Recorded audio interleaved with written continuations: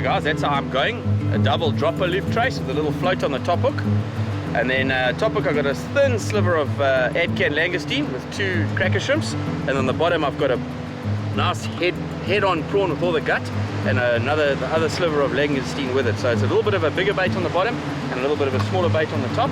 And we've persuaded Andrew to show you his famous bluefish sand prawn bait, which is a guarded secret, but he's going to share it with us today. So look out for that one. I'm going to go and have a throw so long. Okay, guys, I'm going to put my prawns here. You can check my trace there. Always your sinker must be long, so that when you pull your line out, so it mustn't catch on the rocks. The sinker must be long and the hook must be shorter. So I'm gonna put a bluefish bait now. Take one like that, put it on a bag.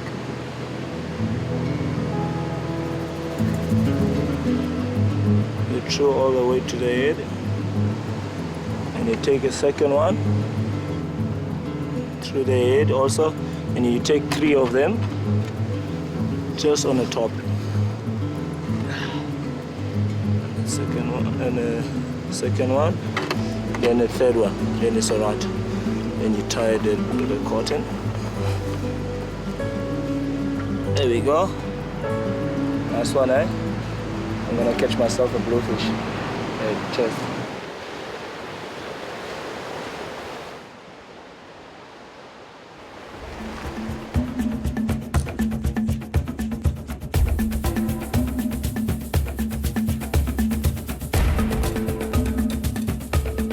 I decided to go with my Daiwa Saltiga 4500 spinning for the new tangle-free guards. Throw up to about 3, it says rated 3 ounce, but actually throw up to about a 4 ounce sinker. I've got the Daiwa wind cast, and I've got 50 pound Daiwa tournament braid. Now you may think 50 pounds really thick, heavy, but it's actually very thin for this, for the strength of it. It's very thin. It's also nice because it's dual purpose. And then for my leader, I've got 049 Siglon fluorocarbon with a dropper loop. You can see there how it comes out like that. And just on my top bait, I'm fishing a 2-hook trace here because you can get away with it most of the time. On the top trace, I'm just using a little cracker bait. Natural bait, fresh bait, the best way to go. On the bottom, I've just done a chocolate blob and I've just smashed in a bit of a prawn head into there just to give it a little bit more flavour. And with these conditions like it's not moving too much, I like to go with a just a normal teardrop sinker. Now if it's washing a lot, I prefer to go the wire grapnel and loosen the wire, so when you do want to come loose, it just pulls out. But what I've done is I've oversized by 1 ounce. It's 4 ounce, so it sits nicely, but it doesn't get jammed. And just above there, I put a little granny knot in. It's just a bit of a weakener just to break that loop. The reason I go drop a loop, I said it before, I just don't like hardware in the water, and I've noticed the difference in getting more bites without swivels. Personal thing may not be the case, but for me it works. So, and that's sort of the gear we're using here.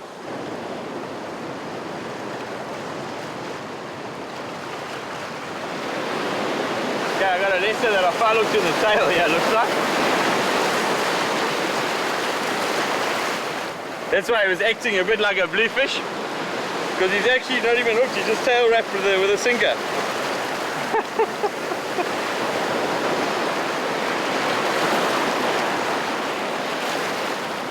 This is one of the subspecies you'll catch while targeting, especially if you're fishing over a little bit of sand. My thinker moved a bit, obviously went and sat on the bank.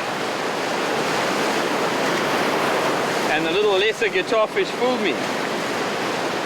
There we go.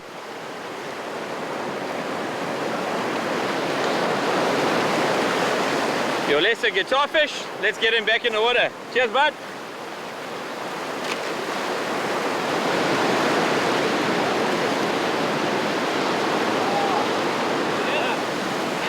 Hey! Not exactly what its intended species target species. Looks like a eel-tailed barbel. Down on the bottom on the chocolate blob bait. That has got to be one of the more ugliest species I think I've ever caught. Anyway, we've been trying all over the place. Conditions once again aren't the greatest for bronze bream. The thing that you do with bronze bream is you fish in the worst conditions where you can't fish anywhere else.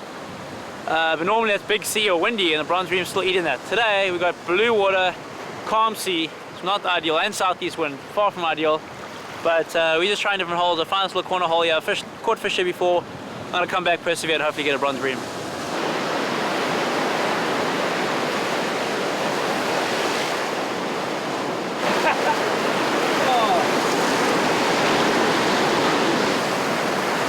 Not so small. Hey! Little piggy! Hey! Alright. That's a little bonus fish. Not the biggest fish in the world. You can see he's going mad now. Way undersized. I think it's supposed to be 60 centimeters to keep. And anyway, it's one of those fish that you want to let go anyway. They've been heavily targeted in the previous years and not really looked after, so even if you do get a nice size, nice to take some pictures and let them go. I was going to take the hook out, got him on the bottom on the chocolate blob bait. And my saving grace there was 2 hooks. I duffed the bite 2 minutes before that. I got the bite and then struck and missed. I left it there and I waited and he came back again. Whether it was that fish or another fish, I don't know. Hard giant fishing down Shelly Beach. Maybe we didn't get bluefish, but we got some other fish. It was good. Well done, Andrew. Thanks for showing us that lovely, lovely bait. And folks, use that one because believe me, I've seen him catch lots of fish on it. Ready? Cheers, Nice boys. little Thanks very pink much. nose grunter, boy. Exotic species of the day. One shot.